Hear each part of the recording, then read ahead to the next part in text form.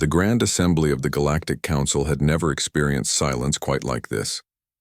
Ambassador Kethrol of the Vorthak Empire stood 8 feet tall, his crystalline vocal cords capable of producing frequencies that could shatter molecular bonds.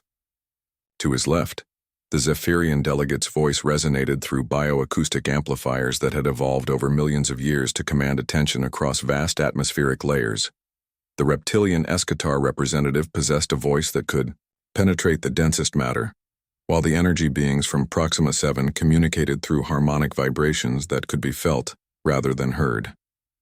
And then there was Dr. Sarah Chen, 5 feet 4 inches of unremarkable human physiology, sitting in the smallest chair at the circular table, designed to accommodate the galaxy's most powerful civilizations. Her vocal cords were weak by galactic standards, barely capable of producing sounds above 120 decibels without technological assistance. No natural amplification, no harmonic resonance, no crystalline enhancement, just flesh and cartilage and air. The debate had raged for 3 standard days. The Andromedean plague had devastated 17 systems, and the proposed solution was, as brutal as it was effective, complete sterilization of the infected zones. 43 billion sentient beings would die, but the plague would be contained. "The mathematics are irrefutable," boomed Kethrol, his voice causing the chamber's reinforced walls to vibrate. "Sacrifice the few to save the many. It is the logical course." The Zephyrian delegate's words rippled through the air like thunder. "Our atmospheric models confirm total containment within 2.7 standard years, acceptable losses for galactic preservation." One by one, each representative voiced their agreement. The hive mind of Kepler 442 spoke in perfect unison through 1,000 voices. The ancient watchers of the void whispered their consent through quantum fluctuations. Even the pacifist healers of Sanctuary Prime had reluctantly agreed that surgical removal was sometimes necessary to save the patient. 47 civilizations. 47 voices of agreement. And then Dr. Sarah Chen cleared her throat. The sound was barely audible, a soft ahem that wouldn't have carried 3 feet in normal atmosphere. But in the chamber's perfect acoustics, designed to amplify every delegate's natural voice equally, it somehow reached every corner. "I disagree." 2 words.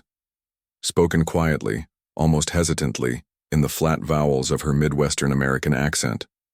No harmonic enhancement, no subsonic emphasis, no telepathic reinforcement.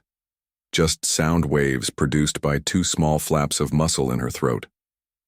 Kethrol's crystalline features shifted in what might have been confusion. "The human speaks, but surely she understands the necessity." "I said I disagree." Chen's voice remained steady, though she had to raise it slightly to be heard over the ambient hum of alien breathing, thought processing, and existence. "And I'm not just speaking for Earth. I'm speaking as the representative of the Terran Medical Collective."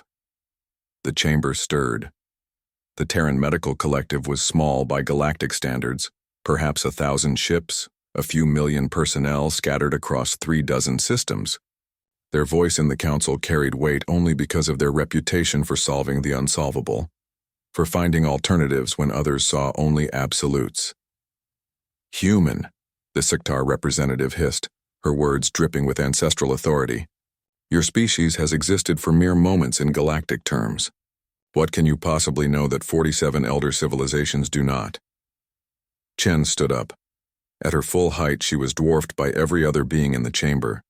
When she spoke, her voice cracked slightly, a sign of the emotion she was fighting to control. "We know what it's like to be the 43 billion. The chamber fell silent.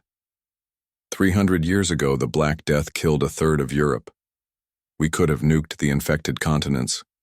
Cleaner, more efficient. But we didn't." Her voice grew stronger, though it remained barely above a whisper by galactic standards. "Instead, we learned. We adapted. We found another way." "The circumstances are entirely different," began the Zephyrian delegate. "No." For the first time, Chen's voice carried force. Not volume, she couldn't compete with beings who could speak across star systems, but something else.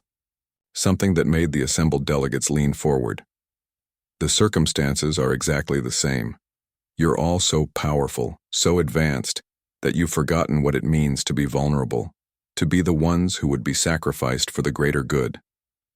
She pulled out a small device, primitive by council standards, just a holographic projector that could barely function in the chamber's energy field.